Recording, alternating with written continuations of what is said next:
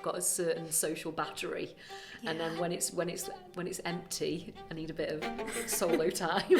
But if you get the right people around you, and you have, and I think the key thing when you're building a business is trust, and you've all got each other's backs, and you're working together, and there's no agendas. I think that is when the best work is produced, and particularly from a creative perspective. Look at the skills that job gives you. Is it the skills that you want to acquire? Do you think they're valuable? And always look at jobs like, how am I going to grow from this? Hello and welcome to Wrecked. So this episode we are with Sam Wilcox from Purpose Comms. Sam, it's really great to have you here with us today. Thanks for having me. Really no appreciate worries. it. And you're kicking off season 3 for us. First one that we're shooting with on our newly decorated studio. Just don't look too close to the walls in case we've missed anywhere. No pressure. But yes, so it's great. I always love it when we have another marketer on the podcast because I think you just speak the same language, don't you? Yes. Yeah, it's a different kind of language, isn't it? It is a different kind one. of language. Yeah. So actually, take us all the way back then to I guess like how you came into marketing. What's really interesting actually is you have an English degree as well. I do. Yes. I did an English degree because I've always loved reading. Basically, that was as simple as that. What's your favourite book? Oh, there's too many. Too many. It's such a loaded question. The Kite Flyer. I've just read The Salt Path, which is quite timely. That was amazing. But yeah, there's too many. The Hobbit, all the Tolkien books, all the classics, Harry Potter, anything. I read anything. I've got not a particular genre that I love. I just love all reading. And I lived in books when I was little. I spent most of my time in books, and I think it came from that, and then that led to really enjoying writing. Yeah. I decided, I want to do an English degree, but it wasn't a really conscious decision because I really messed my A levels up. Oh God! Like quite catastrophically. And I remember me and my friend Julie being at my house after we got our results, and she messed hers up as well. Aww. And we were like, shit, what are we going to do? And it was when clearing was on teletext. You probably won't remember that. I don't remember clearing being on teletext. The only reference I have of teletext is like my nan checks the weather on it sometimes. Yeah. Well, back at this time, clearing was on teletext, and we sat in front of my TV, going, what are we going to do? And I was like, I just need an English degree. So I found this English degree at Brunel in London. Oh, nice. And she found a course she wanted on the South Bank Uni. And we were like, shall we just go to London? And she was like, yeah. And I was like, okay, let's go to London. And then it was that simple. There was no like looking around universities or anything. It was just, we're going to London. You know what, fair play though. So yeah, I did an English degree, had a great time at uni. Nice. Probably more social than English, but I get that. I think the degree's set up for it though, because I think were you in something ridiculous like 4 hours a week? Yeah, nothing. Yeah, nothing, and a distance learning module in that as well. Oh wow, okay. You could do from the comfort of your bed. So comfort of your bed after you've been out last night. Yeah. So talk to me then. I guess like you did English, you then started writing, and then that led to a career in journalism. Yes, yeah. So I finished uni. Did a gap year, very standard, worked in a ski resort, travelled around Europe, then came back to Stoke and was like, I'm broke and I don't have a job. So I was just about to go and do a TEFL in Japan. Don't know what that means. So it's like an overseas teaching. Ah, okay. Where you go and teach English overseas, and I was just about to sign up for that, and then I saw a job at the Cheadle and Teen Times. Oh, okay. For a junior reporter, and I was like, that's a bit of me. That's also really interesting though that you managed to get like a journalism job that was quite local and you didn't have to like go back to London or to like Manchester or Birmingham, because that's a preconception, isn't it? Yeah, totally. And it was real stroke of luck because obviously these jobs are few and far between outside of London. Yeah. But I have to say that the Cheadle and Teen Times gave me this amazing training ground. I'm so grateful for that. At the time when I was rehashing Sunday League football scores and sitting in town council meetings and going every morning to the police station to take the crime reports, I'm not sure I appreciated how useful that would be. Yeah. But it really was, and I think Stephen King has got an amazing book called On Writing. Yes, I think I've read that one actually. And yeah, it's amazing. I highly recommend it. And he talks about was his best training ground, being able to work at a local paper. And I think it's such a shame we've lost a lot of that now. It is a shame as well, and I think, like, I guess maybe making this a bit more marketing conversation, but it rings true that I've got friends that stayed in Leeds, or they went to work in Manchester or London in marketing, and like they're still senior executive level at like the age of like, well, we're nearly 30 now, don't shoot me. But, and it's like, but because I kind of came back here and then had like all of the experience I've had, like it's just worlds apart, like in terms of like where we're actually at in our careers because of location and the type of like experience that you get. Because like I kind of think in rural locations you're just given so much autonomy and freedom relatively quickly, and you're just kind of chucked in at the deep end. Yeah, I agree, and because the structures are smaller, and there's less sort of layers, you do more things. You get more ownership. You do. Like you make more mistakes, but bigger mistakes early on. You do, and you learn all the different parts of the business rather than just one part, and I think there's a real value in that. And I'm really lucky, and because they couldn't pay the big wages, they paid for me to do my NCTJ, which was journalism, do like qualification, and my NCE. So again, really like full training. Yeah. Which, I mean, and arguably being in a city, I didn't have the setup to stay in London. Unless you've got a family that's living in London, the rents are extortionate, you're not earning the salary. And I think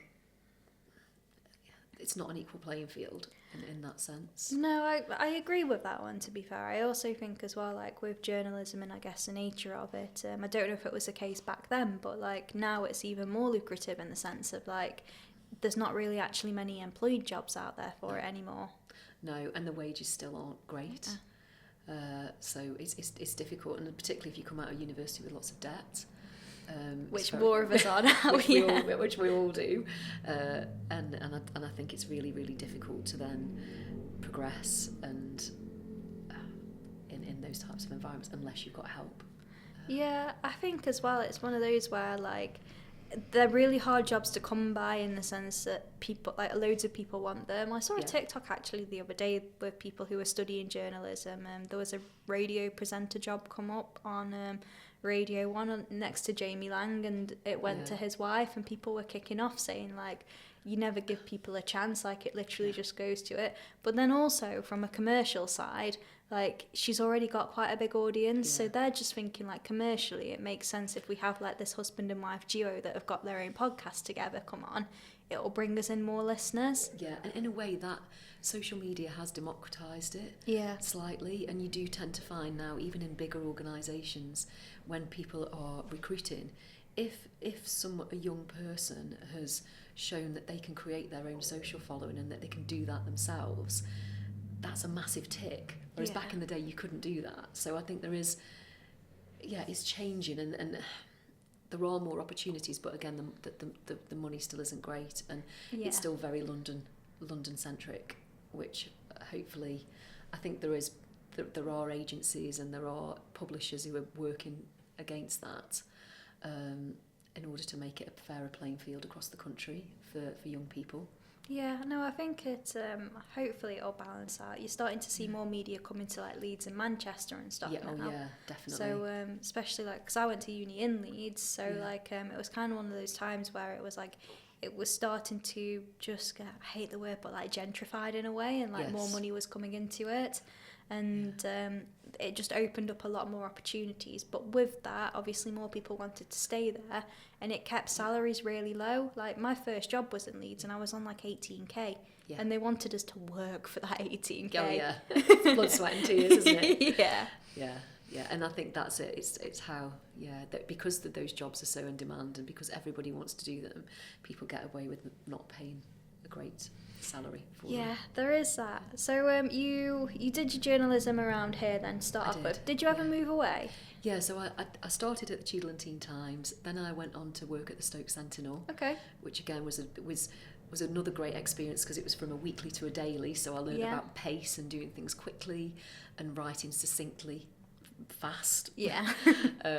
And then from there, I went to work at Raymond's Press Agency in Derby. Okay. And I covered Derby Crown Court for a year. Oh, nice. Well, yeah. What was the funniest one that you came across?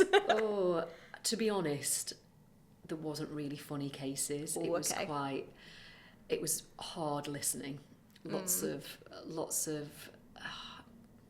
really not very nice cases, rape cases, abuse cases. In fact, I remember most days I would have to go to Greg's for a sort of comforting steak like an bake. Emotional support steak bake on the way back, because it was just so grim. But again, I learnt through that job, I learnt how to tackle subjects sensitively, how to be accurate, again, how to make sure I was telling stories succinctly and getting a lot of information into a certain word count that was easy for people to digest. And I imagine as well, like in that sense, when it's like not just like a sensitive topic, but like you need to be accurate with it and also like not biased. Yeah, exactly. And also learning how to talk to victims of crime as well after the cases. So learning how to be able to tackle things sensitively and dealing with people who are quite vulnerable at the same time. So that was a real learning curve, and I heard lots of interesting stories. And did you have to interview like the victims? Yeah. quite often after I would speak to them, and quite often they wanted to tell their story. Obviously done very sensitively. It's quite interesting. There's a sort of perception around that kind of press that, is it, are you pressuring people, is it exploitative? But actually lots of people find it quite cathartic to then talk about their story and what they've been through, and my job was to sort of then place that in the right places, in the right publications. I imagine as well, like, I don't know too much around like the justice system in this sense, but like I imagine they've probably not been able to actually share their story before like it's kind of come to a verdict. Yeah. And then it's almost like they've had to live with this weight on them, and then like it is, I guess, that catharsis. Yeah, absolutely. While a case is ongoing, there's, you'd be in contempt of court if you talked about it, and then obviously you have to be very measured when you're testifying, and then afterwards I suppose it's just, you just want to get it off your chest. Yeah, so from there I got headhunted for a women's magazine in London. Nice. And working for a real life magazine, which was a lot more of those stories, but then more fun ones as well in this. So there was things like love rats, your holiday love rats. Oh, okay. Did a lot of those, Turkish love rats. And funniest story was probably... Because when I think of journalism, I think of things like, like How to Lose a Guy in 10 Days and like, I know, all of the Cosmo features and stuff like that. Yeah, this was less lifestyle and more real life. Okay. So we did Pets on Wheels. That was okay. hard work, trying to find 10 different kinds of pets on wheels. Okay. So dogs, rabbits, tortoise on wheels. I found one of those. So is that one of those where it's like that really old kids program called like Dog and Duck, where it's like a dog that's like on wheels or something, or yeah, so like say they've lost the use of the back legs and then they have little wheels so they can get around. So that was quite interesting, trying to source those.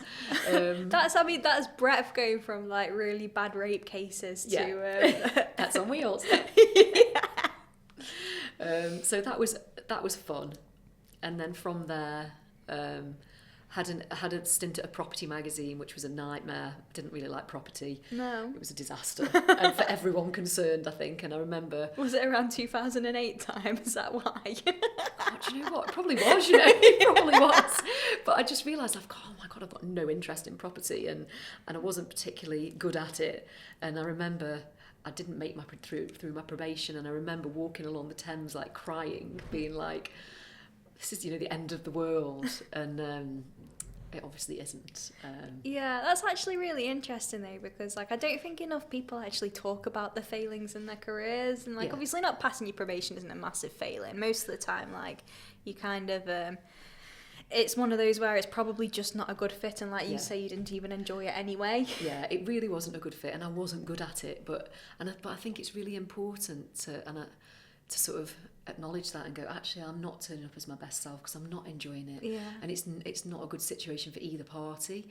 And it's really interesting because at the time it's the end of the world, but it never is. And it puts you back on a good path, the path that you're meant to be on. I think sometimes you just need to you just need to experience things that you don't actually like, and then it kind of like makes you think like, well, actually, like like you say, I wasn't showing up as my best self, or like I wasn't giving my everything to this because like, I don't know, whatever the reason might be, like it might be boring, it might be like too challenging in ways that you don't want to be challenged. Like exactly. It's I think it's one of those, isn't it, where it's like it's finding out like what works for you and like what ties in with your values. So does this align with my values?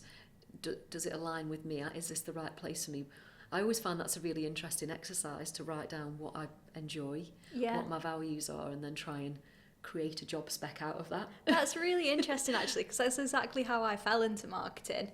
So I obviously studied English, and then I ended up like working, had a few jobs. I worked at Alton Towers on their it was called the Product Excellence Team, but this was during the Smiler incident, so it kind of turned into like brand management / reputation management. There was a lot of like replying to people on like Twitter and like sentiment tracking and like being the front line of like any operations and comms that came into the park. And like when you're literally like 18, 19, it's it is a lot to deal with, and it was a really good ground into it. And then I had a few different sales jobs, and I just remember thinking one day like, oh, I hate cold calling people. Like, I'm always in trouble for never hitting my phone target, even though I'm making the most money out of all of these other graduates that they've brought in. So, like what's wrong with me because I'm always in trouble, even though I'm doing well? And so I literally did that. I went and like I wrote down and thought of every job that I'd ever had. What do I like? What don't I like? And then went on Indeed and just looked at like not even the job titles, like like the bullet points where it's like what you'll be doing on a day-to-day basis. And kind of was like, oh, if it's 80% what I enjoy, I can deal with 20% if I don't. And then all of the jobs that I sort of started circling, like I was back in the Argos catalogue when I was a kid, was like marketing roles and like social media or content marketing or like that sort of thing. So that's how I fell into it. It's such a good exercise, isn't it? And it really helps you distill what it is that you want and who you are and what is important to you. Because I suppose it's like even your values, if you're really passionate about the environment and you're working for a company that's like an oil company, even if you have all the right skills for that job, you are not going to be your best self. You're not going to... you'll be like disillusioned, I think, to it, won't you? Where it's just like you're kind of like, well, why am I doing this? Yeah, exactly. But no, I think it's interesting. I think the other thing that I did that like I'm quite happy that I did, instead of just looking at like job titles and descriptions of it, I actually like in the interviews that I went to, I really drilled down into like, well, what will I be doing on a day-to-day basis? Because I think at the minute, and like you'll probably have this as well with people that you've hired, marketing seems to be one of those careers that like everyone wants to work in. And then you actually tell them what they'll be doing on a day-to-day basis, and it's like, what do you mean I won't be on TikTok all day? It's like maybe like 5% of your job's TikTok, but not all of it. It's such a broad term, isn't it, marketing? There's so many different parts to it, and I suppose within that it's identifying the parts that you enjoy doing and then niching down on those things. I think it is true, to be fair. I think as well, like with things change though as well, don't they, all the time? Like new platforms come out. We didn't have TikTok when I first started in marketing, and that was 10 years ago. So like just it changes at a rapid pace. It really does. And if you don't like change, it's probably also not a career for you. 100%. if change stresses you out, and also managing lots of different things stresses you out, then I would say avoid. So okay, take us back then. So we got to the point where you were doing Pets on Wheels. You'd just done a stint at a property mag.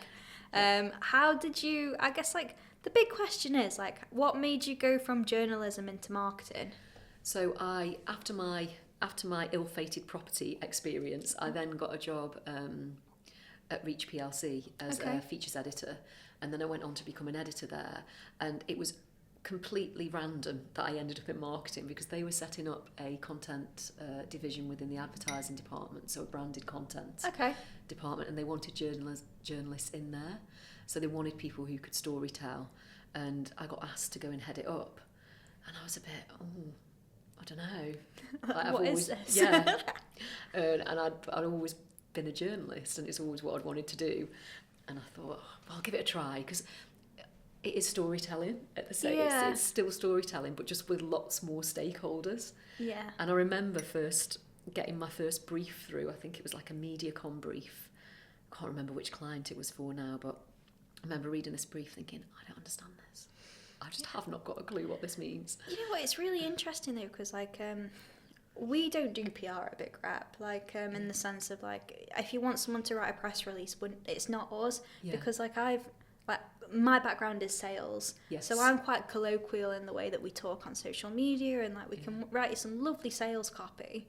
But a press release, I just find that like a foreign language to me. Yeah. Like they're written in such different ways, aren't they? Yes. And it's really, really funny because like the briefs are so different as well. Yeah. And we partner with some really good PR companies, and the way that we would approach things are completely different, but that's why I guess you partner with them, because it works well. Exactly. And equally, like my background, while I have some experience within a sales team, I don't have sales experience.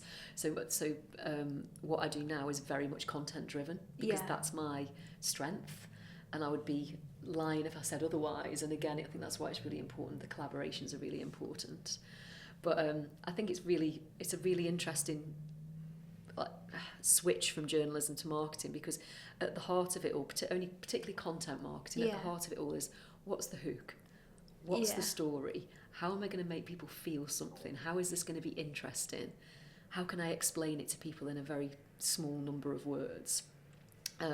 So the fundamentals are very similar, but you've just got lots of different people to appease and please. Yeah. So getting those business objectives in there, making sure you're getting all the objectives through in the copy, making sure the agency's happy, making sure the publisher's happy, making sure that the people are happy that you're bringing in to deliver the content. It's just, it's a bit more complex, I think. It is. I think as well, like, so when you were, I guess, like heading up this arm of the business then that was like delivering this branded content, did you have like monetary goals attached to it, or like KPIs? Yeah. Every brief has KPIs. How it works in that setup is you would be briefed by a media agency, so PhD, MediaCom, Omnicom, and you would get a brief. It would be for a certain amount of money. It would have really clear objectives, and then you would have to go back with a creative concept to meet the brief, which it could be anything. It could be a podcast, it could be video content, it could be a mixture of all those things. So yes, you've always got to make sure, and then it's all measured. Everything is measured. I love measuring things. Do you? Data makes me happy. Data analysis is your thing. Maybe not data analysis. Mine's more just like if someone can analyse it for me and come and give me the numbers. Yes. Yeah. I mean, that's much more what I do. Definitely. Like is this working? Give me the numbers, and then I can then revise the strategy based on that. Yeah. But no, I think it's really important though, isn't it, to actually track what you're doing, because like 100%. I suppose the difference is that, and like I might be like completely barking up the wrong tree here, but like with journalism, like if you've got a feature in a magazine, like you don't know how many people have actually read that feature, or how many people have like kind of just flipped that page because they're not interested in, I know, pets on wheels. Yeah.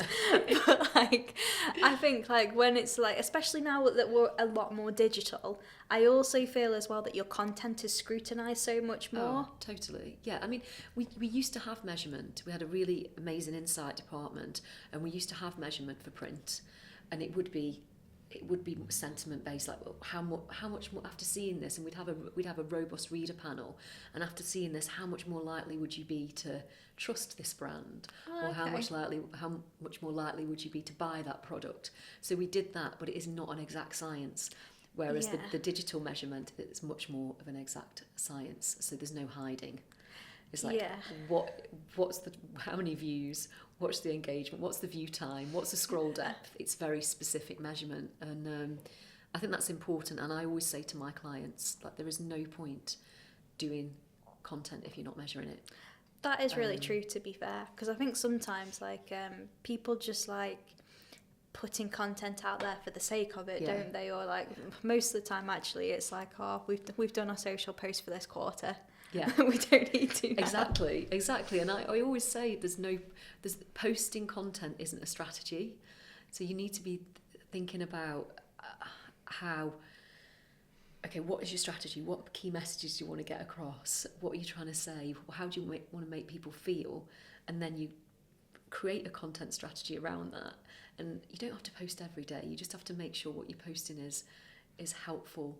But there's a point to it. Yeah, exactly. And then at the end of the month, you look at that and you look at what's performing well, and then you go, okay, more of that, less of that. Yeah. So it's a constantly evolving thing.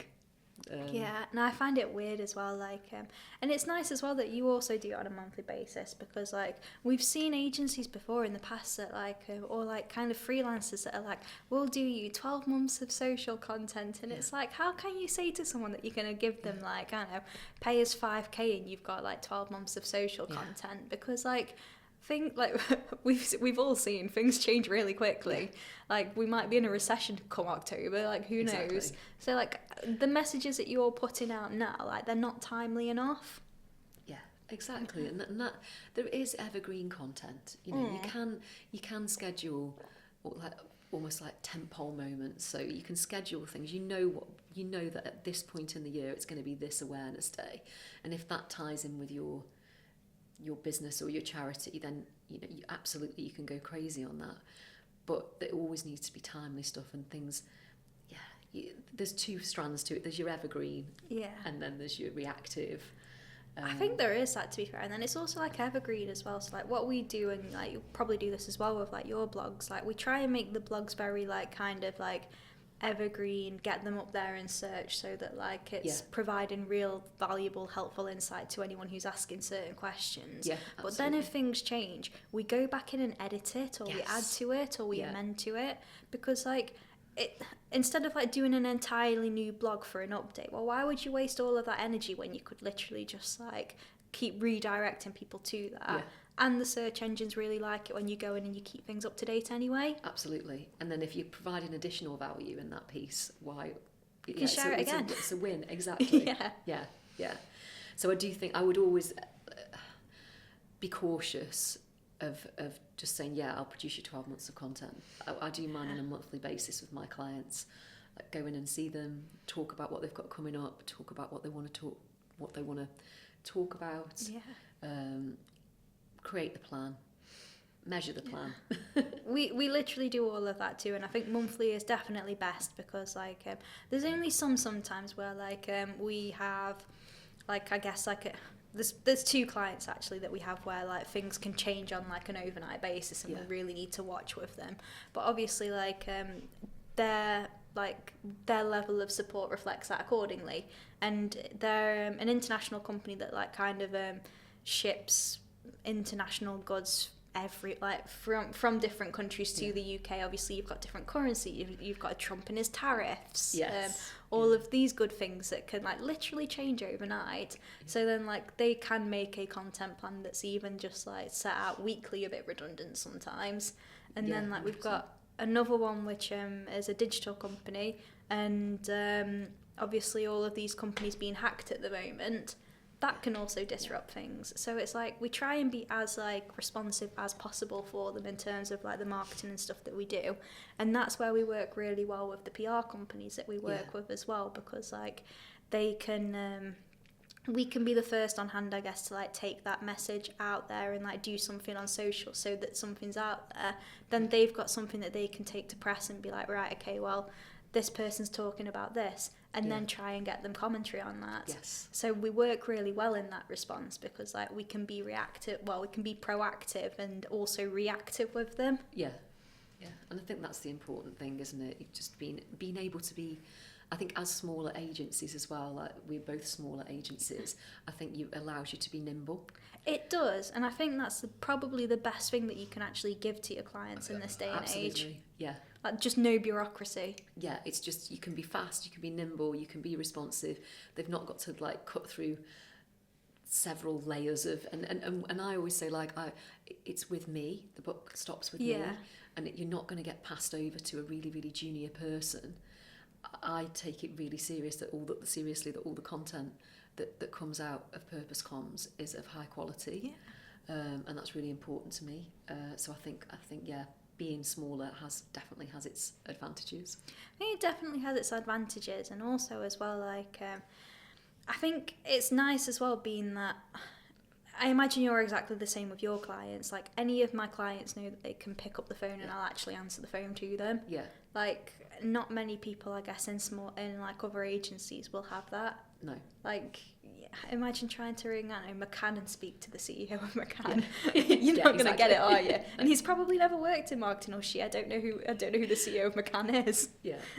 Yeah, exactly. So there are definite benefits, for sure. So you headed up, I guess, in this content, this branded content for the media agency. How did that then, I guess, like translate into working in marketing full time? So I worked at Reach for 15 years, and I'd never thought that I would have my own business. I thought I was there.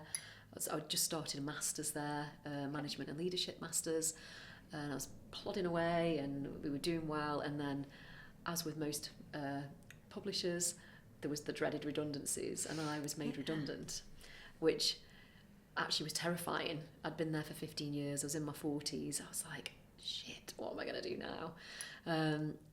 And I was really lucky, actually, that I had a redundancy package and I was able to take some time out. So I took a few months out with my daughter. She was 6 at the time, which was lovely. I had a whole summer of fun, like doing all sorts of fun trips, and really gave me time to reflect on what I wanted to do. And I was really lucky that I had used that time to finish my master's.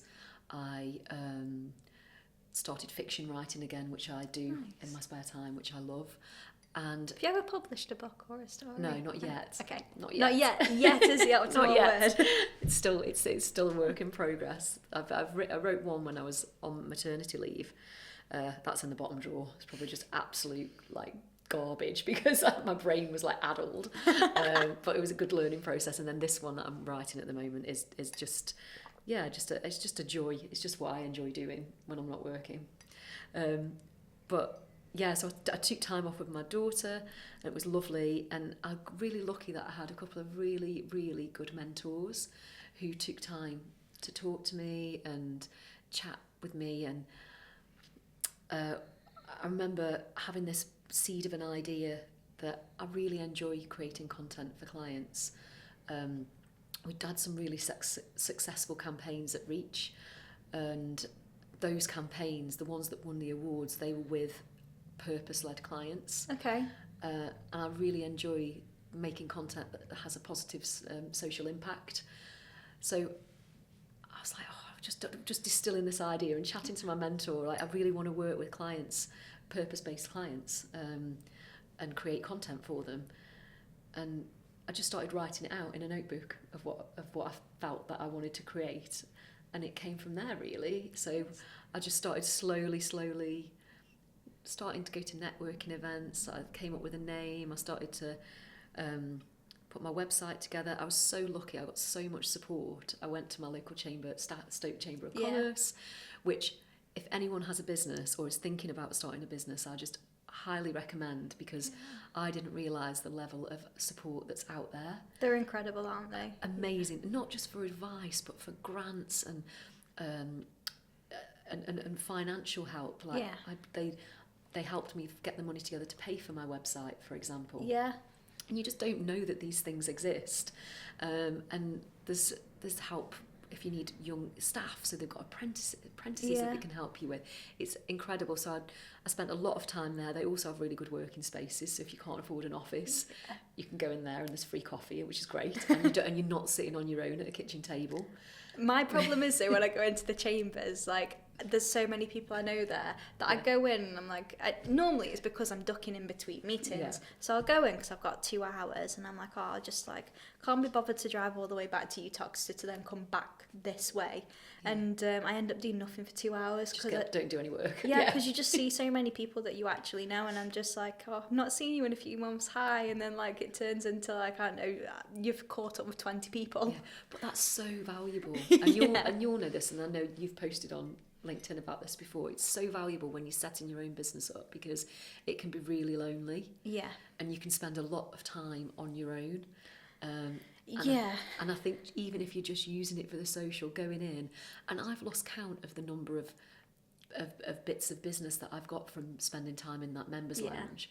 So Yeah, I highly think it's recommend been like it. top of mind, isn't it? Although it's funny actually, you say like starting a business is really lonely and stuff. I kind of feel like I've gone from like one extreme to the other, where like it was me for about 6 months purely on my own, with the business, and then now we've got a team, and obviously like with clients and stuff, and then just like I guess just being like even in Uttoxeter, I walk down the high street to go to Starbucks, like I always bump into people I see. Yeah. So now I'm just like the inner introvert in me is crying because like I can't go anywhere without people. So my actual safe space is literally in the car. Yeah. Like I just love being in the car now by myself. Sometimes I don't even listen to music. I literally just like, it's the only time it's silent, or when I'm at the gym.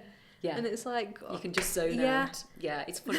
I'm also quite introverted, and I find I've got a certain social battery. Yeah. And then when it's empty, I need a bit of solo time. I think that's it, isn't it? And I also think as well, like I think if you're the person who likes creating the content and stuff as well, or like for me it's more like I really like strategizing, and I find that like sometimes I get so caught up in like managing the team and making sure that they're okay, and then like taking phone calls off clients and like project managing their accounts and stuff, that actually like I don't get the amount of time sometimes that I would love to do the stuff that made me fall in love with this career. Yeah. I think once you take on a team and you're managing, that is a full-time job. And it does definitely take away from I think it's one of those where like I do like strategizing, but also as well like what brings me most joy is I love seeing things or people grow. Yeah. So the accounts that we take on, like I love seeing how we develop them and grow, like personal development, and like how we can like you know how some people are just proper micromanaging and like they'll stand over your shoulder while you're writing an email? Yes. That could never be me. Yeah. Like I love giving people the autonomy to go and like kind of think like, oh, can we try this? Morgan does her TikTok and I don't even know what she posts on there. I think I've always been that kind of manager. Not so much in my early years when I was probably a bit more insecure and not so confident, but in my last job I've always been very hands-off, and I don't feel you get the best out of people from micromanaging them. And then particularly in a small business, I just don't think there's the capacity to do that, and I also think I wouldn't employ someone I had to micromanage. Yeah. I think that for me is key. I always would need to trust that people can just get on with their work and again do their best without me sort of standing over their shoulder. Yeah, it is so true. And obviously like if you were doing your leadership and management like masters and stuff as well, like to me I find it bizarre that people have to go to school to learn this stuff. Yeah. Because sometimes like you just think, don't you, like, oh, it's just common sense, like if you're a good person you can manage people well. Yeah, if they're the right people. Yeah. And if they're not the right people, just get rid. Yeah. Yeah, it was, what's the saying? Is it higher, slow, fire, fast? Yeah, that one. Yeah. I do agree. Yeah, it is true. But if you get the right people around you, and you have and I think the key thing when you're building a business is trust. Yeah. If you've got trust, and you've all got each other's backs, and you're working together, and there's no agendas, I think that is when the best work is produced, and particularly from a creative perspective. Have you had it with clients actually, where like they've had like probably quite bad experiences with other agencies, and then like their trust issues almost like can hinder you doing good work for them sometimes? Yeah, I think marketing. I think particularly marketing industry, people get burnt, and there's lots of people who I see who've been burnt by other agencies, and they're very cautious. But what I always try and do is set the strategy really clearly, and also don't make them sign into things. Like it's not like, oh, to work with me you need to work with me for 6 months. Yeah. I don't do that. I'm like, right, let's have an immersion day, let's look at what your requirements are, let's put a plan together, and then let's take it month by month and let's measure it, and then the results will speak for themselves, rather than go in and say it has to be, or even it has to be a retainer. Yeah. It doesn't have to be a retainer. It can be whatever we decide's best for the business. Yeah. But I think that's where the measurement comes back in. Yeah. It's like if you are measuring things and you're showing that they're working, then there can't be. There's no sort of doubt there Yeah, I think there is that. I also think as well, though, to be fair, like if a client comes to us and like they've only got bad things to say about their previous agency, but it's the previous like 2 or 3 agencies, I'm a bit there like, oh, okay, what's the common denominator here? There is then alarm bells probably, but I also think a really robust scope of work helps with that. So I'm going to be really clear, and I've learned this in my first year as well. I'm going to be really clear about the services that I am providing for you, what they are, what that means. And I think if you have that and you set it up properly from the beginning, then there sort of can't be room for sort of ambiguity a bit further down the line, and you're not delivered what you said you're going to deliver. And I think it's I also think as well, like with marketing, it's one of those where some people can sometimes attribute too much to it, in the sense of like they have too higher expectations for something that ultimately like you can't always control. But I also don't think it's helped by the way that some people market their services, like we can make you go viral. Yeah. Like you cannot promise that. People who used to like say, oh, we can get you on page 1 for Google, like that was like a big one as well, wasn't it? And I think again, and I always am really clear with my clients. I said, look, content marketing isn't like hard, fast sales. It's not. It's not like softer, you turn a tap on and then like all of a sudden you'll be flooded. No, it's softer metrics. It's top funnel. It's consideration. It's awareness, and I think it's about building trust, and it's reputational. It's about like it's storytelling, and yes, that will eventually convert, but that is not going to convert straight away. So it's being realistic about your expectations, about time frames as well. And it's a bit cheesy, but I always say it's like a seed. You plant it and you nurture it, and then you watch it grow. And I think that's the main thing about, I always try and manage expectations at the beginning when I sign clients up, and say, don't expect this to suddenly convert into leads. Not the type of marketing that I do.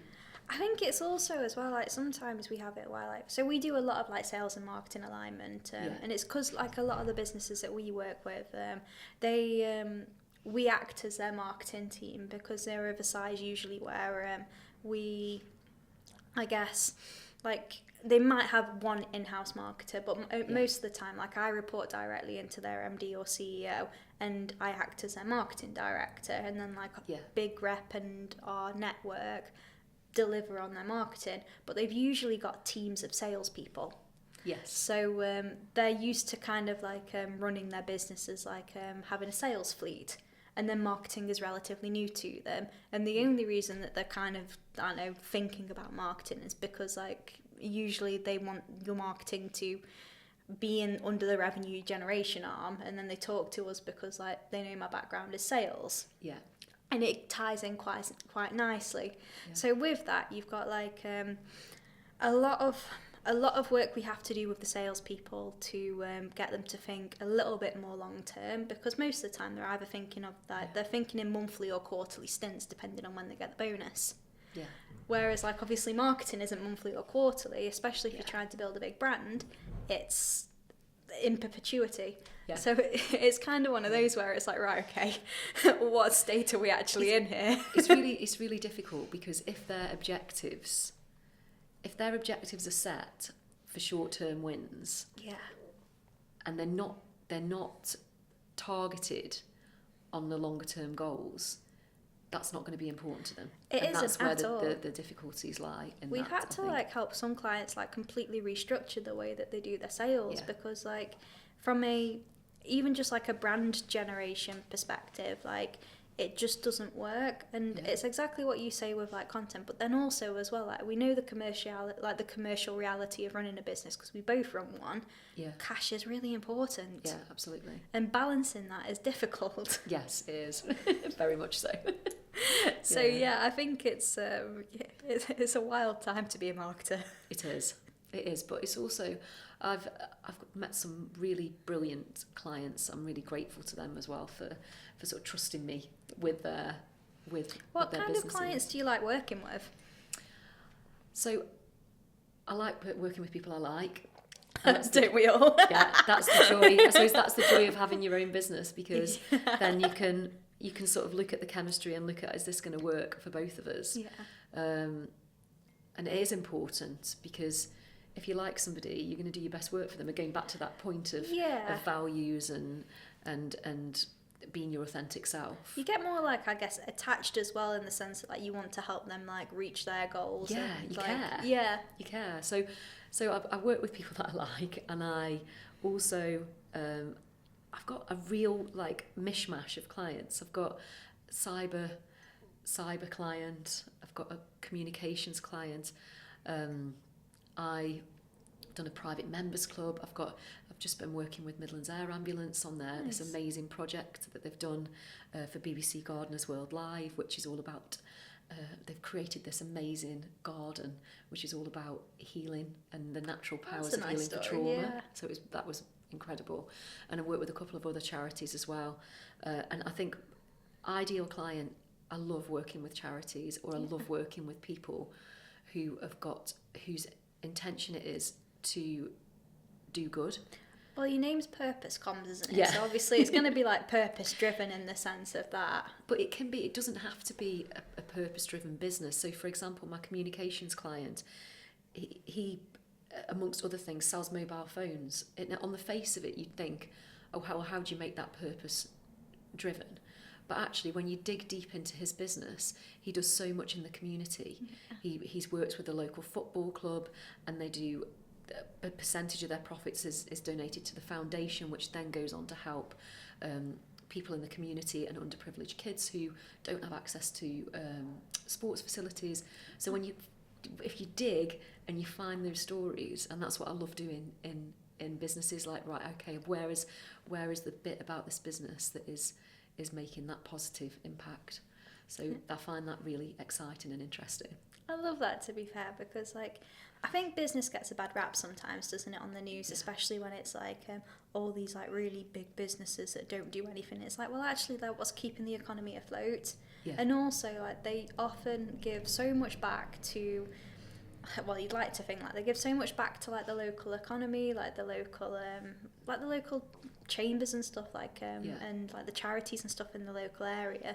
There is, like, a real business community, and I think that's especially like in Staffordshire. I think we've got a really, really strong one. Yeah, I think so. And there's a lot of local pride as well. Yeah. People really care about the area, and people want good things for the area. And it does Stoke particularly gets a really bad rep, but there's so much creativity in Stoke, and there's so much good stuff, and what we need is for people to realise that, and for graduates not to think, like, going back to the point we made earlier, not to think you have to go to London to go and get a job in media or marketing, that there is the opportunities here in the region.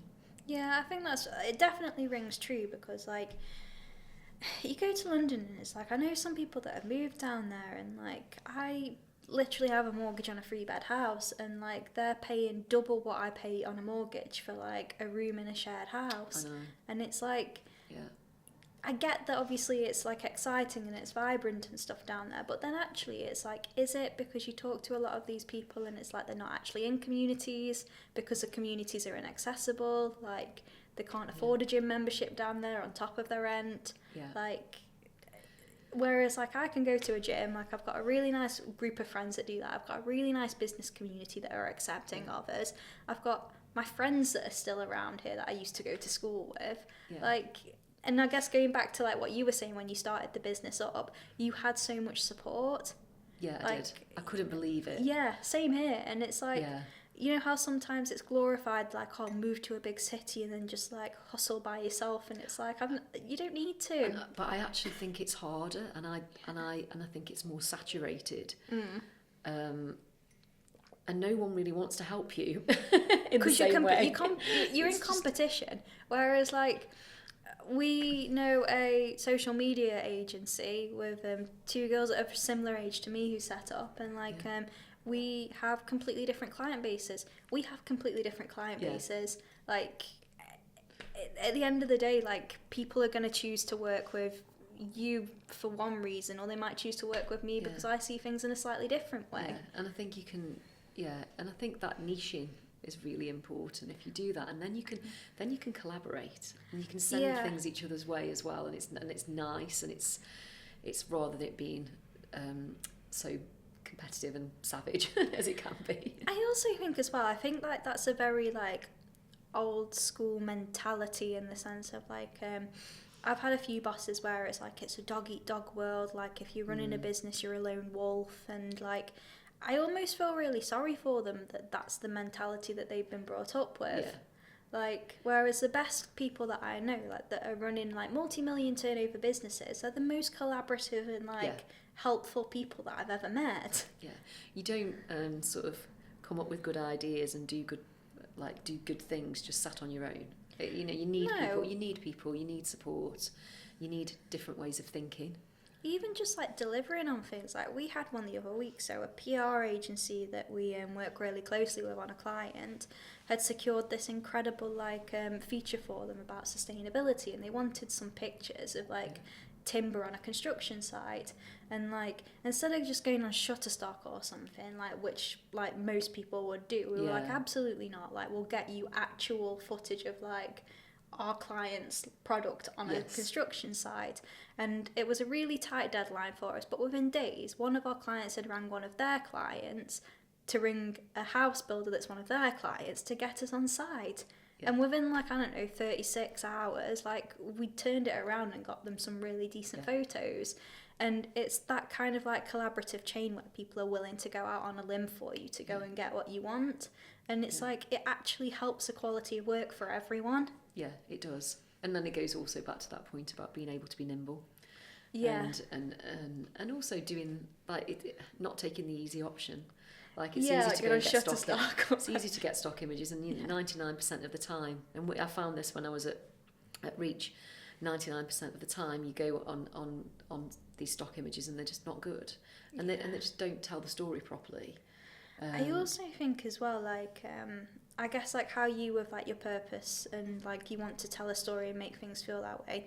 For me, obviously, I've called the business Big Reputation, and for me it's like we're building a reputation for our clients, and if we put something that's Shutterstock next to a really well written article, it's almost like, I don't know, it's like sticking a bumper sticker on a Ferrari. It's just so out of place. Downgrading it, isn't it? Totally. Yeah. And it isn't that much more effort, and I think it's just about doing things properly. Just do it properly. Like I also think as well, one thing that I always say to the team is how you do one thing is how you do everything. And I think that really is like, it rings true. And it keeps standards high as well. And I think when you've got your own business, you do keep standards high, and you want like it's all about, like you say, reputation and doing the best, and again, working with clients that you really love, so you want to do the best for them, and it's your own business, so you're totally driven because it's all on you, and there's something exciting about that. I do love that. I didn't think I would, but I do. I love thinking, what's going to happen next? It's really funny actually, isn't it? This is a good question. Okay, so preconceptions of before starting your business, and then like reality. Like, what are the differences that you found? Okay. I guess to give you an example, like I didn't realise my social battery would run out as quick as it does. Like that was one thing that really shocked me, and I really had to get my head around, like probably around like March, April time. I really struggled with just like how many people I had to talk to on a day-to-day basis. It's like exhausting. I suppose I didn't think I would have the support I had, but we've sort of touched on that before, and I have been blown away by the level of support, and that has been really surprising and humbling. And I'm shocked that it almost makes you want to work harder as well in a weird way, doesn't it? Because it's like all of these people that believe in like me and this thing that I've created, like I almost owe it to them to make it work as well. And then like when you start employing people, it's like these people have literally like left jobs in like companies that are like God knows how old to come and like work for me. That is a new level of responsibility. But also as well, like the drive that like lights under you and stuff as well, in terms of like I actually like, it's not just me that I'm letting down, it's these people now that like if something goes wrong I'm letting down. Like it really does kind of like, I think it's made me grow up a lot. Definitely. I think it also makes you do the things that you don't like doing. that you often might shy away from. Like, I hate accounting.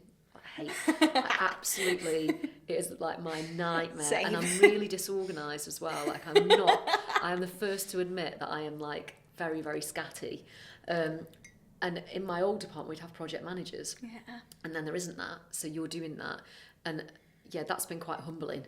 In a sort of appreciation with the people who do those jobs, really, because it's really difficult. Accounting. Not from a disorganisation point, I'm probably too far the other way. Mine's more like I'm your classic salesperson where I just think money's going to keep coming in. Yeah. And one of the first things that I did when I started the business was I got an accountant, and now that we've grown to a certain size as well, I've changed accountants because I'm now on like this like monthly package. A retainer, where they basically act as like our external CFO and send me like management account reports and stuff, and like give me more support in that level, because like I find like, to me, I'm like, yeah, let's do that, yeah, let's buy that. And actually I can't be like that, because what happens at the end of the month if there's no money left to pay people? So I've had to really like rein that side of myself back in. Yeah. I think, it does make you more responsible. I'm trying to think if anything shocked me, or isn't what I thought it was going to be. I think you start off, and I think that maybe this comes from being a journalist for so many years and living on adrenaline. This fear of like, what if I lose clients? What if it doesn't work out? But I think working hard consistently and caring about what you do and keep showing up even on the days when you're like, I don't want to get out of bed. Just show up every day, isn't it? That you do succeed. Yeah. And I think that's been a real lesson to me. It's like on those days where you just want to like just hide and be like, oh God, no, just keep going. And things do turn around. And even if you lose a client, or like a contract ends because it's like a 6-month contract, things fill it. And you don't have to you don't have to worry about. I think there was a level of anxiety attached to that for me when I started out. Whereas now I'm like, okay, well, something else will come in, and it always does. Yeah, probably the same in that respect, to be fair, because like we had it where like we lost a client at the start of this year because we basically doubled their retainer, like in terms of our prices, because like when you obviously take on more overheads and stuff, like our accountant did this exercise for us, and it turned out that actually our cost to serve them was like more than what they were actually paying us. So like we had to double it, and obviously cost was a big reason for the way that like we're not working together and stuff anymore, because like, but I also get that it's just not a personal thing. Yeah. But I also do think as well, like, well, actually, we tend to, like, most of our, it was really weird, actually. We lost that client, and then literally within, probably 2 weeks, our 2 other clients that we had quite sizable retainers doubled their retainers with us because they saw the value in what we were bringing them. Amazing. And it was like, I don't even need to, like, go out and replace this now, because we've literally just like, we're now doing even more in-depth work with the clients that we already know and love working with, and then we've had new clients that were probably even better suited to come along, and as well they don't message us at 10 o'clock at night, which is exactly, that's always a good thing. I was quite happy about boundaries that are good. You know what, actually that's probably a good one in terms of like preconception versus reality. Like one of the best pieces of like advice, I wouldn't even call it advice actually, it was more like a, one of those like really probing questions that people give you when you first start in a business, like, is it going to be a business or is it going to be a lifestyle? And I was always adamant, I was like, it's not a lifestyle business. Like, I treat this very much as like, I show up to it, and like I come every day, and like we have certain like client contact hours, and like I commit a certain amount of my time a week to it. Like I literally give myself KPIs. And like, you've got to have accountability, haven't you? And we have like business coaches, and we reinvest in like proper accounting support because so I don't spend all of the money. And I think it's one of those where it's like, and you've probably seen it too, we've only been around for 18 months, but what we've achieved in 18 months is a lot more than what a lot of people have been doing for maybe 5 years. And one thing I don't think I was prepared for was, I think people only support you to the level of what they're at. and sometimes if you leapfrog it, it can turn into animosity. Yeah. That was a bit of a wake-up call, because it was like, well, I'm just doing what I always said that I set out to do. Yeah. Like, sorry. Yeah. Yeah. So that was a bit of a weird one. But yeah, I think like having in my head clearly, like, is this going to be a lifestyle business so I can go and summer in France every summer? Or is it going to be like, actually, no, I'm here working all summer? Yeah. Like, that was what probably enabled me to set this up and be like, no, this is what I really want to achieve, and this is a business, not like a Pilates at 11 business. Yeah, and I think going back to your point about people, like, I think surrounding yourself with people who also have those kind of ambitions is really important, and people who will celebrate your success and don't feel envious of it. They're just really happy for you, and I think that's always been important. For me, I've always had a really strong support network of people that always lift me up and they want to see me do well. And I think anyone who doesn't get a seat at the table. Well, I think it's on you, isn't it, to be like, kind of like, not, I really hate the phrase cut people off, but like, I think it's up to you to like kind of choose what's acceptable as like a friendship, or like someone who does get a seat at the table. And I also think as well, like, if you're the type of person, and like, you've been like this with us from the start, you've always engaged with things that we put out, like vice versa. And I think like, if you're the type of person that cheerleads for other people and wants to see other people do well, you naturally attract people who are the same. Well, that's it. If you support everyone and you collaborate and you work together, all boats rise. It shouldn't, and it goes back to that like antiquated opinion of like, it's dog eat dog and you've got to like attack, and I just haven't got time for that. And I think it is about boundary setting. It's about surrounding yourself with positive people, setting your boundaries of what is and what isn't acceptable behaviour, and that goes for clients and colleagues and friends and everything, like across personal life. Relationships, family, like literally even the dog. It's like, what am I willing to tolerate here? And it does it, and you grow it. You sort of grow in confidence then, because you can assert yourself. And I think asserting yourself is quite important when you've got your own business, and taking yourself out of your comfort zone like this kind of thing, that to me as an introvert is horrifying, but I think it's really important. It is scary, like yourself. I think podcasts and stuff as well, it's really funny, because like a lot of the times, like, this is the first podcast that people have been on, and one of the reasons that we actually set it up this way is because it feels like a chat. Yeah, it's really nice actually. It's very relaxing. It's very relaxing. I have done one before, which was on Zoom. Oh, I hate them.